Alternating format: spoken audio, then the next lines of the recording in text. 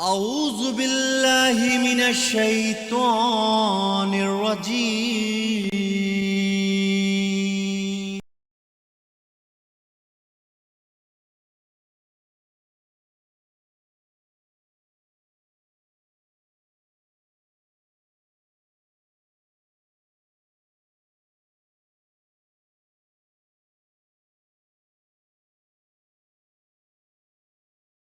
ہمارے چند ایک دروس کا جو موضوع ہے وہ ہے قرآن مجید میں تحریف۔ سب سے پہلے یہ جاننا ہوگا کہ تحریف کے معنی اور تحریف سے مراد کیا ہے، تاکہ پھر گفتگو کی جائے کہ کس معنی میں تحریف ممکن ہے یا ہوئی ہے یا کس معنی میں ممکن نہیں ہے۔ تحریف لغتاً کسی چیز کو اس کے اپنے مکان سے پھیرنا، سائیڈ پہ کرنا، کسی ایک طرف اس کو جھکانا۔ حرف الشیء، اس سے یہ لیا گیا ہے تحریف۔ حرف الشیء یعنی طرف الشیء، کسی چیز کی طرف، چیز کی اطراف ہوتی ہے نا، عربی میں اس کو حرف الشیء کہتے ہیں۔ تو حرف الشیء، اس کی تحریف کی یعنی اس کو سیڈ پہ کر دیا، اس کو طرف پر کر دیا، جیسا کہ آیات مجیدہ میں ہے وَمِنَ النَّاسِ مَن يَعْبُدُ اللَّهَ عَلَى حَرْفٍ، لوگوں میں سے ہیں کہ جو عبادت کرتے ہیں اللہ کی علی حرف یعنی طرف پر۔ کیا مطلب طرف پر؟ قرآن نے خود آگے وضاحت کی فَإِنْ أَصَابَهُ خَيْرًا خَيْرٌ اطْمَأَنَّ بِهِ، اگر خیر پہنچتی ہے، مال مل رہا ہے، اولاد مل رہی ہے، تو مطمئن ہے، ثابت ہے اپنے اس عبادت پر۔ وَإِنْ أَصَابَتْهُ فِتْنَةٌ انقلب عَلَى وَجْهِهِ، ازمائش میں پڑ جاتا ہے تو الٹا رخ ہو جاتا ہے، چھوڑ دیتا ہے اللہ کی عبادت کو۔ تو اس لیے وہ عبادت کہاں کر رہا ہے؟ ایک طرف پر عبادت کر رہا ہے کہ جب تک مال اسباب سب کچھ ملے گا کروں گا، ورنہ چھوڑ دوں گا۔ حرف الکلام، اگر کلام کی طرف نسبت دی جائے تحریف کی، تو تفسیرہ علی غیر وجہہ، اس کو کلام کو پھیرنا اس کی جگہ سے، یعنی جو اس کا ظاہری معنی ہے اس سے اس کو ہٹانا، اس کی تعویل کرنا بغیر کسی دلیل کے ساتھ، تو یہ اس میں تحریف ہے۔ لغتاً اس کا معنی جو ظاہر میں ہے وہ نہ کرے، ایک اور معنی کرے جو ظاہر کے خلاف ہو اور کوئی اس پہ دلیل اور قرینہ نہ ہو، یہ اس کلام میں تحریف ہے لغتاً۔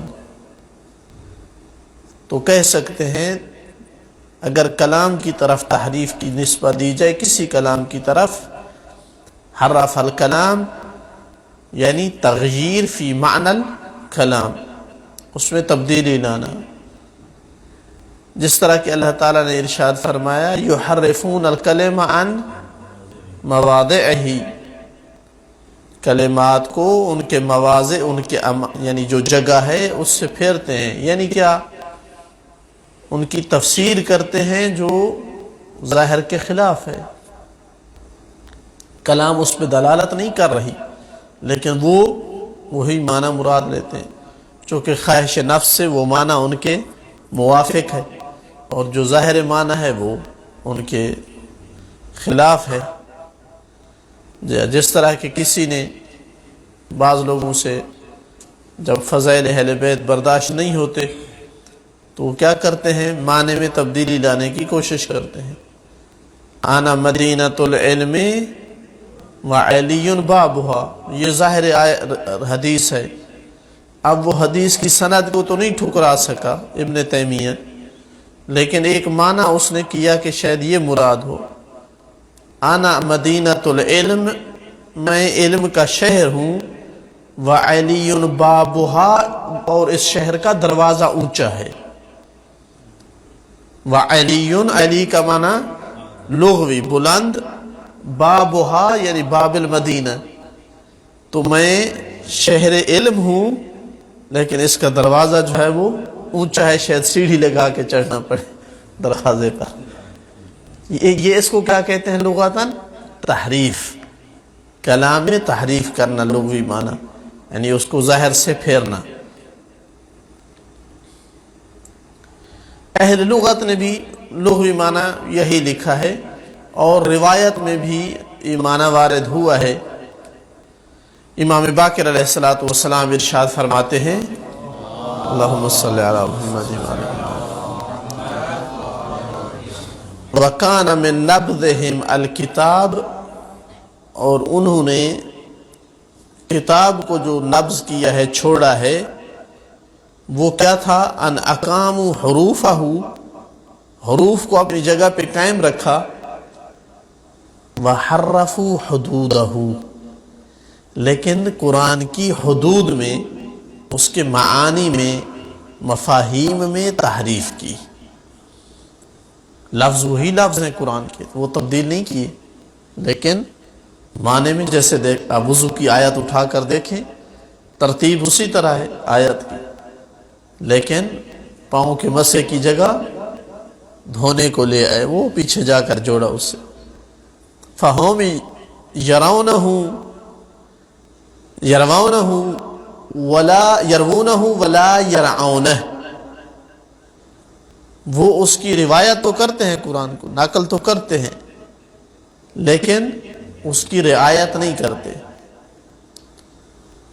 وَالْجُهَالُ يُعْجِبُهُمْ حِفْظُهُمْ لِلرِّوَایَةِ، جو جاہل قسم کے لوگ ہوتے ہیں وہ تعجب میں پڑ جاتے ہیں کہ کتنا خوبصورت حفظ کیا ہوا ہے، بڑے حافظ پائے جاتے ہیں، لیکن وَالْعُلَمَاءُ يُحْزِنُهُمْ تَرْكُهُمْ لِلرِّعَایَةِ، لیکن جو علماء ہوتے ہیں وہ جب ان کی تحریف دیکھتے ہیں قرآن میں، قرآن کے معانی کی رعایت جب ان کی طرف سے نہیں دیکھتے تو غم میں پڑ جاتے ہیں، چونکہ قرآن کا حفظ مہم نہیں ہے، قرآن کی رعایت کرنا مہم ہے۔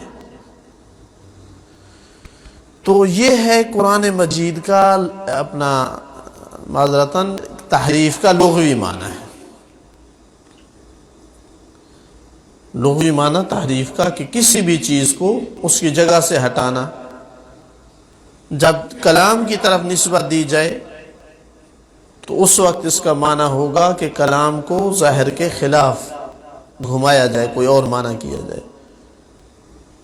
کیا یہ معنی لغوی قرآن کا، یہ تحریف کا لغوی معنی، اس معنی میں قرآن کی تحریف ہوئی ہے یا نہیں ہوئی؟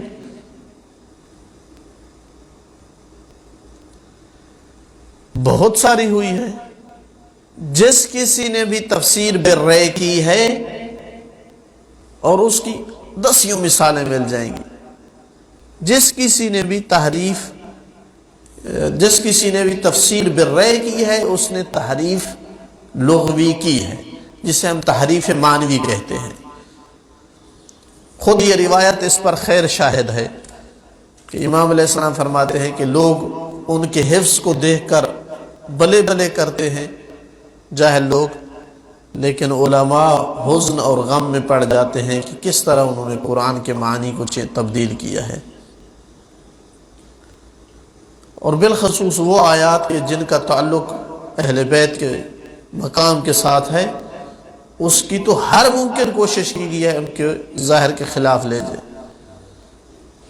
مثال کے طور پر جو رکوع میں زکوٰۃ دینے والی آیت ہے، بالکل واضح ہے آیت، کوئی عربی پڑھا لکھا بندہ پڑھے کہ آیت سے مراد یہ ہو رہی ہے کہ جو رکوع کی حالت میں زکوٰۃ دیتے ہیں، لیکن دیکھیں آپ کتنے مفسر آپ کو ملیں گے کہ جو یہ معنی کرتے ہیں کہ تمہارے وہ ولی ہیں یعنی اللہ اور رسول کے بعد جو نماز قائم کرتے ہیں، رکوع کرتے ہیں اور زکوٰۃ دیتے ہیں. اور یہ تو بہت سارے مومن ہیں جو رکوع بھی کرتے ہیں اور ساتھ کیا ہے، زکوٰۃ بھی دیتے ہیں. جو بھی نماز پڑھتا ہے اور زکوٰۃ دیتا ہے اس پر آیت فٹ آتی ہے. تو یہ میں ایک مثال ذکر کر رہا ہوں، 10 امثلہ ایسی مل جائیں گی. بہرحال کوئی کسی مذہب سے بھی ہو جو تفسیر بالرأی کرے گا، شیعہ ہو، سنی ہو، کسی مذہب سے ہو، وہ اس میں تحریف کر رہا ہے، تحریف معنوی. تحریف اصطلاحی کیا ہے جو ہمارا مورد بحث ہے، جس سے ڈسکس ہوتی ہے. تحریف اصطلاحی ہے لفظ میں ہیر پھیر، معنی میں نہیں. لفظ میں ہیر پھیر کرنا،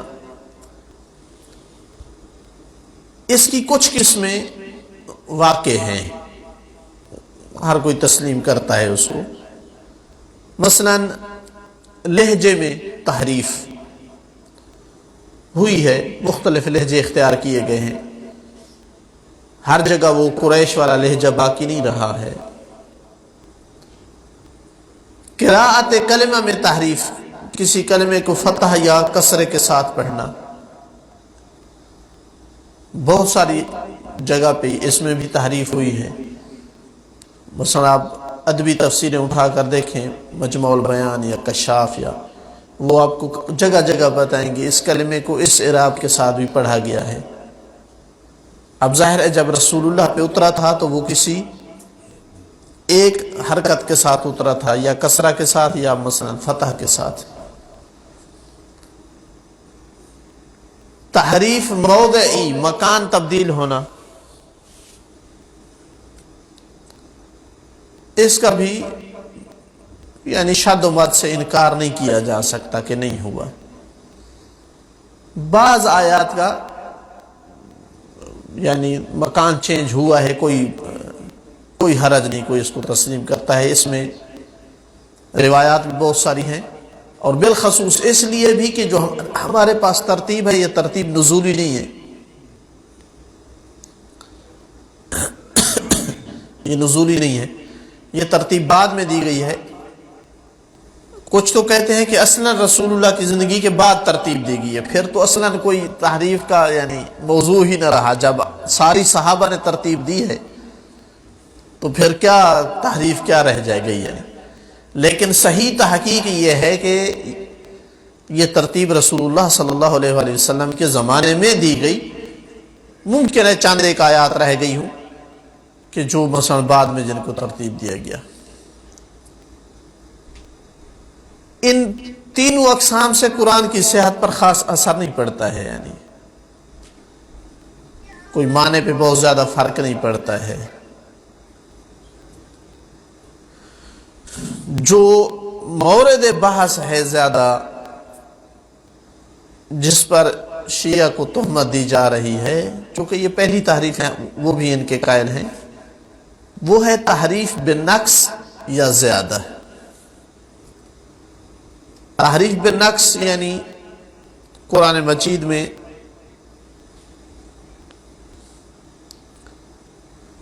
کوئی کلمات ایسے تھے کہ جو حذف کر لیے گئے، جیسا کہ مثلا نقل کیا جاتا ہے ابن مسعود سے کہ وہ اس طرح پڑھتے تھے وَاللَّيْلِ إِذَا يَغْشَى وَالنَّهَارِ إِذَا تَجَلَّى الذَّكَرَ وَالْأُنْثَى، ما خلق نہیں پڑھتے تھے. یا اعمش جو ہے وہ پڑھتا تھا ہا میم سین قاف، عین کے بغیر، عین سین قاف نہیں، سین قاف.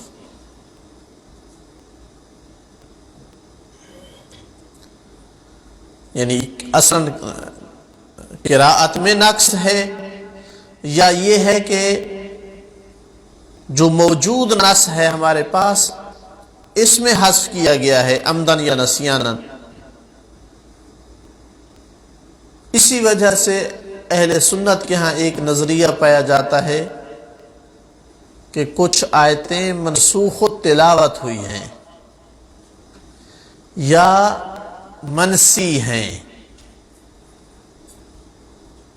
ان کو بھلا دیا گیا ہے، اللہ نے اٹھا لیا حافظے سے، یا تلاوت میں ان کو منسوخ کر دیا گیا۔ یہ کس لیے؟ چونکہ ان کے ہاں بھی روایات ہیں کہ یہ کلمے موجود تھے اور اب یہ تلاوت میں نہیں ہے، تو یہ نظریہ بنایا گیا کہ کچھ آیات جو ہے وہ نسخ ہوئی ہیں، نسخ تلاوہ جسے کہا جاتا ہے۔ ہمارے ہاں اس طرح کا کوئی نظریہ نہیں ہے، کوئی ہمارے پاس عالم نہیں ہے جو قائل ہو کہ تلاوت نسخ ہوئی ہے کچھ آیات کی۔ حکم نسخ ہونے کے قائل ہیں ہمارے علماء، لیکن تلاوت نسخ ہو گئی ہو یعنی آیت حذف ہو گئی ہو درمیان سے، نہیں، اس کے قائل نہیں ہے۔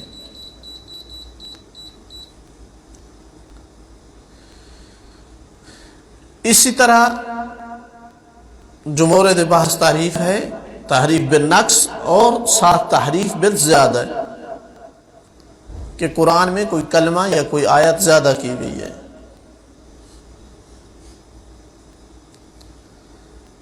جیسا کہ ایک آدمی جس کا نام عبد الکریم بن اجرد، یہ خوارج کے بڑے لیڈروں میں سے ایک تھا، یہ دعویٰ کرتا تھا کہ سورہ یوسف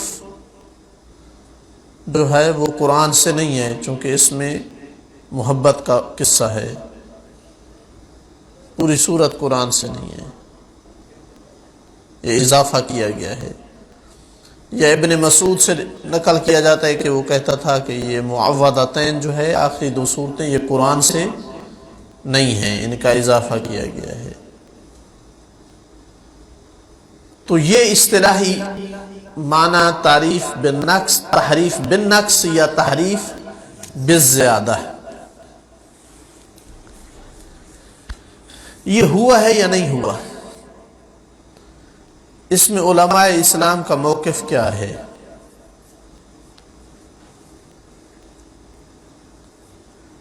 شیعہ علماء کا موقف ابتدا سے لے کر اب تک یہ رہا ہے کہ تحریف واقع نہیں ہوئی، ممکن نہیں ہے۔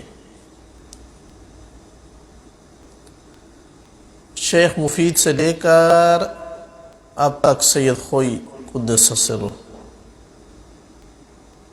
تصریحات ہیں علماء کی، واضح ترین عبارتیں ہیں کہ تحریف واقع نہیں ہوئی۔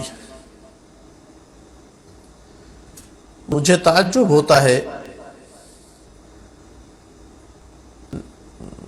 ان پر جو اپنے آپ کو علماء کہتے ہیں، بڑے بڑے مفتی کہتے ہیں۔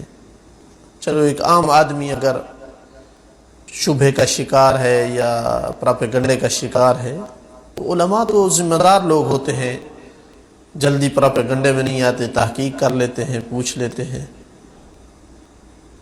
آج کل ہر مذہب کی تمام آراء اور نظریات گوگل پہ موجود ہیں، زحمت نہیں کرنی پڑے گی لائبریری میں جانے کی، ویب سائٹیں ہیں ہر مذہب کی، بندہ وہاں داخل ہو سکتا ہے گھر بیٹھ کر۔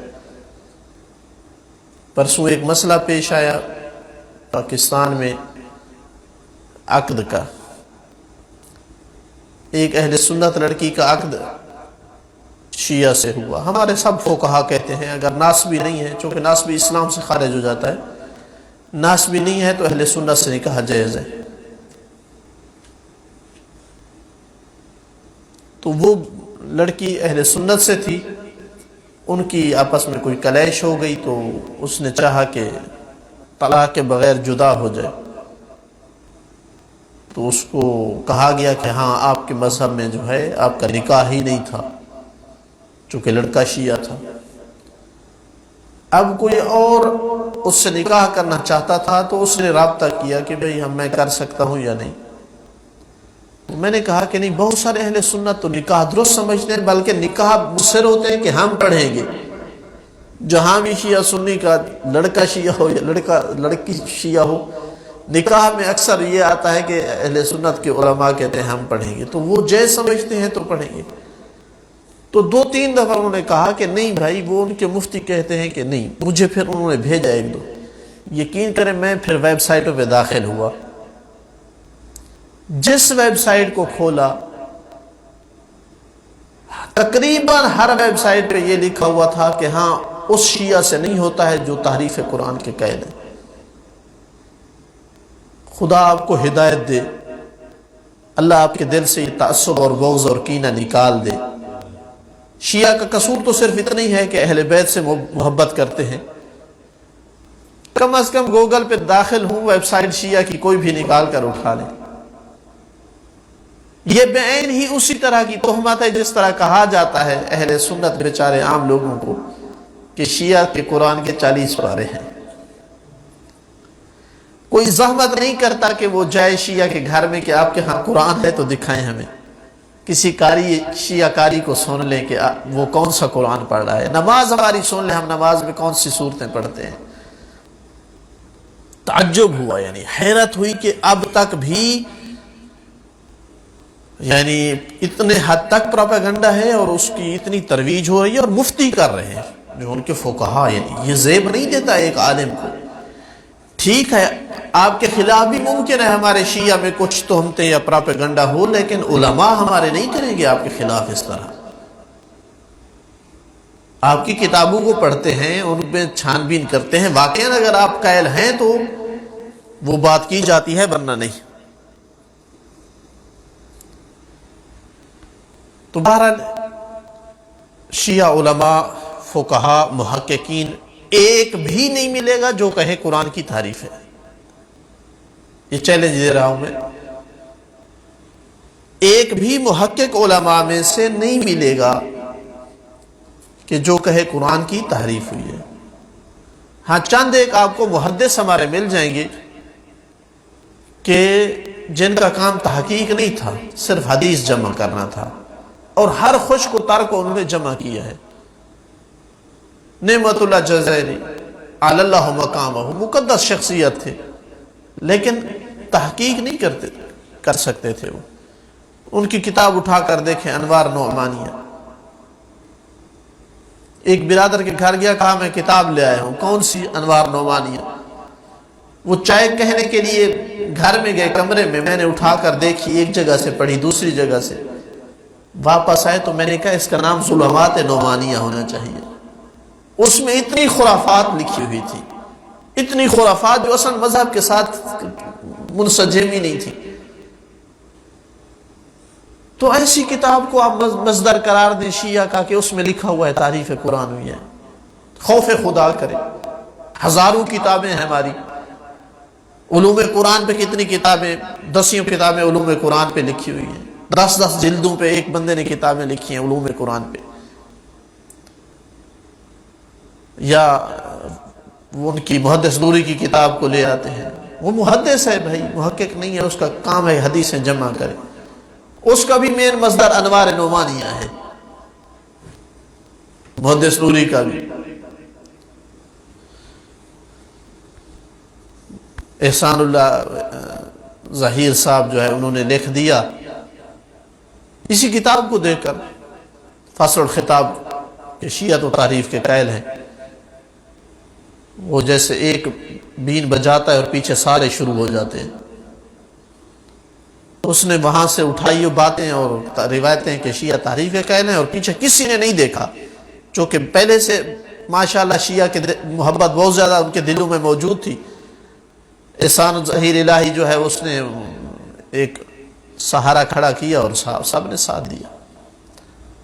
ہم بھائی قائل نہیں ہیں, ہمارے علماء قائل نہیں ہیں, فقہا قائل نہیں ہیں. تفصیل سے ایک فقیہ کی میں عبارت پڑھوں گا, بلکہ ہم یہ کہہ لیں کہ ممکن نہیں ہے تحریف ہو. تحریف ہونا ممکن نہیں ہے. قطعی ادلہ ہیں جن سے ثابت ہوتا ہے کہ تحریف ممکن نہیں ہے. جب قطعی ادلہ سے امکان کی نفی ہو جائے تو پھر وقوع پہ اگر کوئی روایت آ رہی ہے تو اس کو کسی اور معنی پہ حمل کیا جائے. ان ادلہ میں سے میں پہلے ان ادلہ کو ذکر کروں گا, پھر انشاءاللہ جو ہے ان روایات کی چھان بین کی طرف آئیں گے اور اقوال فقہا کی طرف. اور یاد رکھیں اگر معیار یہ ہو جائے کہ کوئی روایت مل جائے تحریف کی تو مطلب ہے کہ مذہب والے تحریف کے قائل ہیں تو پھر آپ بھی تحریف کے قائل ہیں، چونکہ آپ کے مذہب میں بھی اتنی ہی روایات موجود ہیں جن سے تحریف ظاہر ہوتی ہے. آپ کے مذہب میں بھی تحریف کے قائل کچھ علماء موجود ہیں. ہم تو نہیں کہتے کہ اہل سنت سارے تحریف کے قائل ہیں. پتہ نہیں آپ کو کیا ہے اس سے. سب سے مہم ترین دلیل یہ ہے کہ قرآن مجید کو جو اہتمام رسول اکرم صلی اللہ علیہ وآلہ وسلم نے اور ان کے ساتھ موجود اصحاب نے دیا ہے، اس قدر اہتمام شاید کسی کتاب کو نہیں دیا گیا.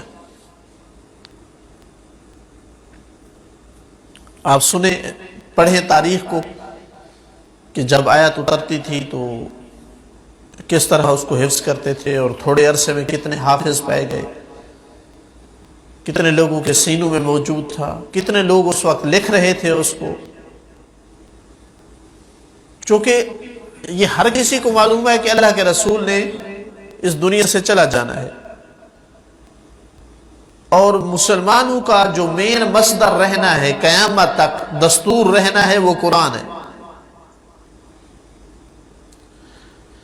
تو اتنے شدید اہتمام کے ساتھ عادتاً مستحیل ہے کہ اس میں کوئی گڑبڑ کر سکے. اگر کسی کتاب کو اتنی ویلیو دی جائے، اتنا اہتمام دیا جائے، اتنا تقدس ہو اس کا، اتنے لوگ اس کو اپنے پاس جمع کرنے کی کوشش میں ہیں. یہ جو ہم بعض روایات میں کہتے ہیں نا کہ جب رسول اکرم صلی اللہ علیہ وآلہ وسلم دنیا سے گئے تو 5 بندوں کے پاس قرآن جمع تھا. یہ 5 بندے ہوئے جن کے پاس پورا تھا، الحمد سے لے کر ناس تک، ورنہ سینکڑوں تھے جن کے پاس کچھ نہ کچھ حصے موجود تھے. کسی کے پاس کوئی صورت ہے، کسی کے پاس کوئی صورت ہے، کسی کے پاس کوئی صورت ہے. اصلا اتنا ہی کوئی صحابی مقدس ہوتا تھا جتنا اس کے پاس قرآن ہوتا تھا، جتنا آیات کا وہ حافظ ہوتا تھا، جتنا اس کے پاس لکھی ہوئی ہوتی تھی. اصلا فضل کا ایک معیار تھا کہ اس کے پاس قرآن کتنا ہے. حاملۃ القرآن، اس کے خاص مقام اور فضائل تھے. اللہ کے رسول پڑھا کرتے تھے اس کو. تو اتنے اہتمام کے ساتھ کہ جہاں یہ سینکڑوں لوگ پھر ہزاروں میں تبدیل ہو گئے. رحلت رسول کے قریب تو ہزاروں میں تھے ایسے لوگ. تو جہاں اتنے لوگ ایک کتاب کو اتنی اہمیت دے رہے ہوں، وہاں ممکن نہیں ہے، عادتاً مستحیل ہے کہ اس میں تلاعب ہو جائے، اس میں تحریف ہو جائے. کوئی اپنی مرضی سے کلمہ نکال لے اور کوئی اپنی مرضی سے کلمے کا اضافہ کر لے.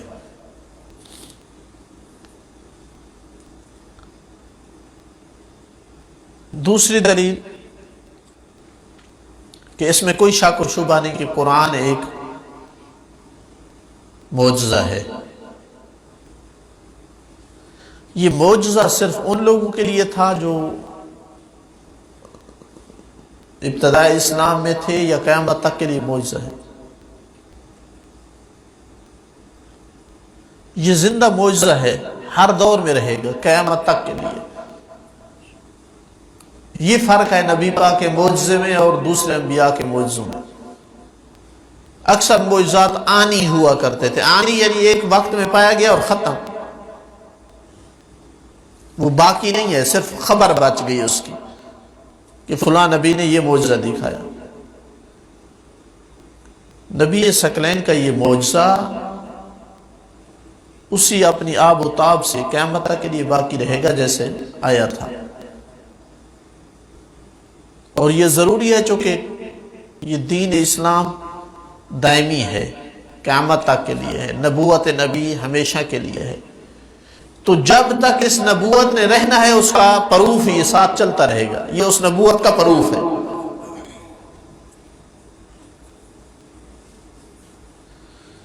تو پھر یہ کیسے ممکن ہو کہ ایک وہ کتاب جسے اللہ نے معجزے کے طور پر اتارا ہے، اس معجزے کے ساتھ کوئی ہیر پھیر کر سکے؟ یہ تو اعاذ باللہ یعنی اللہ تعالیٰ تک بات جاتی ہے پھر، کہ جسے اس نے معجزہ قرار دیا وہ اس کی حفاظت نہ کر سکے. ممکن نہیں ہے یہ.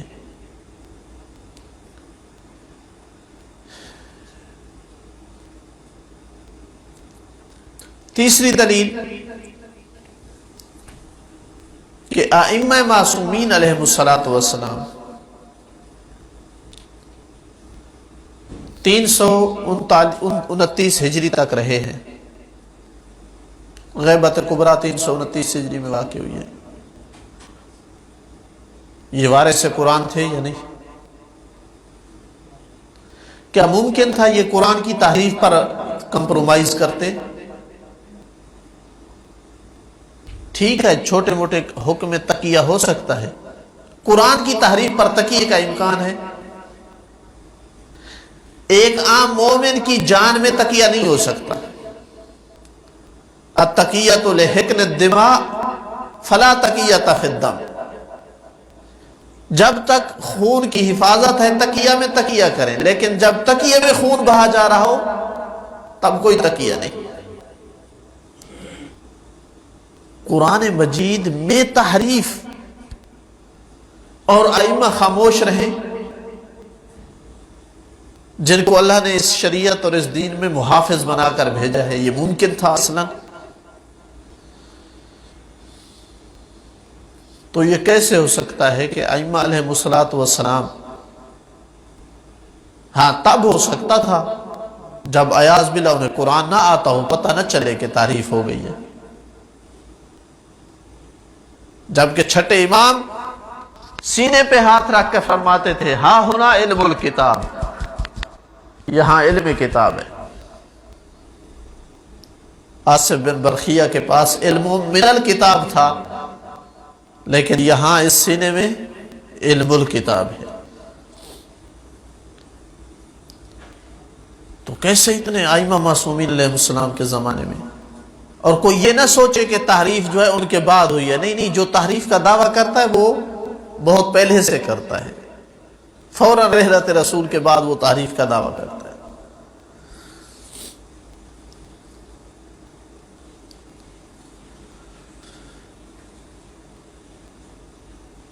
چوتھی یا میرے خیال میں پانچویں دلیل بنے گی، اجماع الامہ ہے. امت اسلامیہ کا اجماع ہے، سوائے شاذ آوازوں کے. ہماری طرف سے کچھ شاذ آوازیں ہیں، کچھ آوازیں ادھر سے شاذ ہیں جن کی کوئی قیمت اور وزن نہیں ہے. ان سے ہٹ کر اجماع ہے امت اسلامیہ کا کہ تحریف نہیں ہوئی ہے.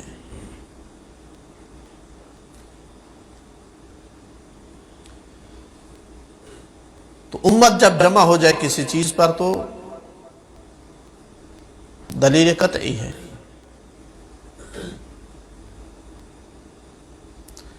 اسی وجہ سے تو ہم کہتے ہیں نا کہ اہل بیت علیہم السلام ان کی مقام اور عظمت اس وجہ سے یقینی اور قطعی ہے کہ اجماع امت ہے. ہر کسی نے شیعہ ہو سنی ہو ان کے فضائل ان کے مقامات نقل کیے ہیں. تو قرآن کی عدم تحریف پر اجماع امت ہے. یہاں ایک نقطہ مہم اشارہ کرتا چلوں کہ کلمے کی زیادتی اس کا کوئی قائل نہیں ہوا. حتیٰ جو شاذ قسم کے لوگ ہیں وہ بھی اس کے قائل نہیں ہوئے. جو قائل ہوئے ہیں وہ نقص کے قائل ہوئے ہیں کہ کچھ کلمات نقص ہیں. تو ہماری جو ترکیز ہے وہ اس پر ہے کہ نقص بھی نہیں ہوا ہے. اضافے کا تو کوئی قائل پایا نہیں گیا، نقص بھی نہیں ہوا ہے. اس کی اگلی دلیل آیت حفظ ہے. آیت حفظ انا نحن نزلنا الذکر وانا لہ لحافظ. آپ طالب ہیں، اس میں دیکھیں کتنی تاکیدیں ہیں، کتنی تاکیدیں لگا کر اللہ تعالیٰ فرما رہا ہے کہ ہم اس کے نازل کرنے والے ہیں اور ہم ہی اس کی حفاظت کرنے والے ہیں. اب جس کتاب کی حفاظت کی اللہ گارنٹی لے لے، کوئی شیطان اس میں گڑبڑ کر سکتا ہے؟ ہاں، کوئی اگر قائل ہو جائے کہ اللہ مغلوب عیاذ باللہ ہو سکتا ہے، اس کی قدرت ناقص ہے، پھر تو ممکن ہے. لیکن جو قادر مطلق سمجھتا ہے اللہ تعالیٰ کو، پھر وہ نہیں کہہ سکتا کہ قرآن میں تعریف ہوئی ہے.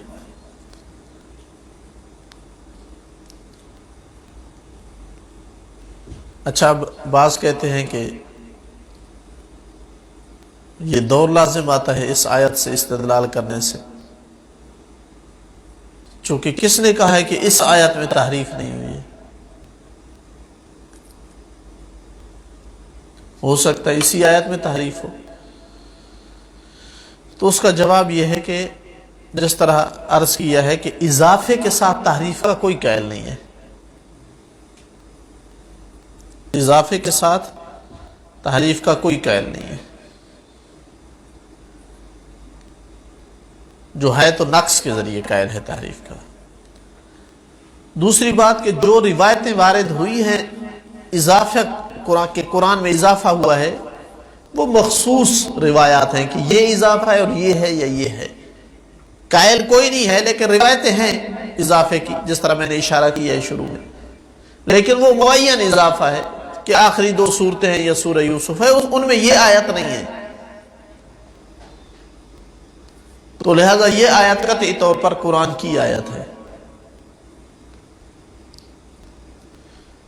بعض نے کہا کہ اس لیے یہ دلیل نہیں بن سکتی کہ اس حفظ سے مراد قلب نبی پہ حفظ ہے.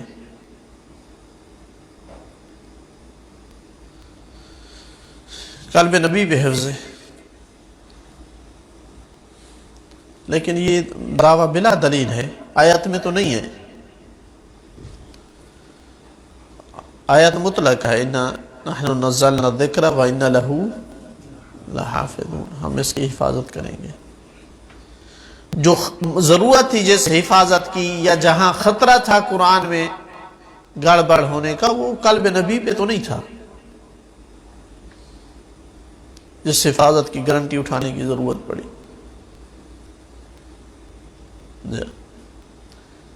یہ 5 یا 6 ادلہ ہم نے ذکر کی ہیں. کچھ دلیل مزید بھی انشاءاللہ باقی ہیں، وہ اگلے درس میں ذکر کریں گے. والحمدللہ رب العالمین.